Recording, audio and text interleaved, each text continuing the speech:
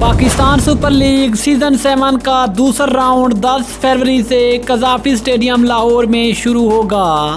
Pakistan super league season 7 के दूसरे round में अब पाकिस्तानी टाइम के मुताबिक मैचेस कितने बजे शुरू होंगे मुकम्मल तफसील से बात करेंगे, लेकिन मजीद आगे बढ़ने से पहले चैनल को सब्सक्राइब करके साथ में लगी बेल आइकन को प्रेस कर दें ताकि क्रिकेट से जुड़ी तमाम खबरें आपको सबसे पहले जहां पर मिलती रहें। अस्सलाम वालेकुम, वेलकम टू सैन स्पोर्ट्स। दोस्तों, आपको तफसील से कहा करते चले हैं कि पाकिस्तान सुपर लीग का दूसरा मरहला 10 फरवरी से कज़ाफी स्टेडियम लाहौर में शुरू होगा और दूसरे राउंड का पहला मैच दिफाई चैंपियन मुल्तान सुल्तान और पेशावर ज़ल्मी के दरमियान खेला जाएगा।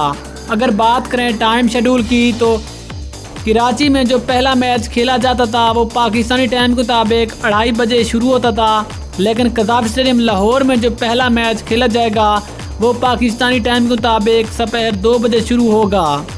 जबकि जो दूसरा मैच खेला जाएगा वो कराची में 7:30 बजे शुरू होता था, लेकिन अब लाहौर में वो वाला मैच पाकिस्तानी टाइम के मुताबिक शाम 7 बजे शुरू होगा।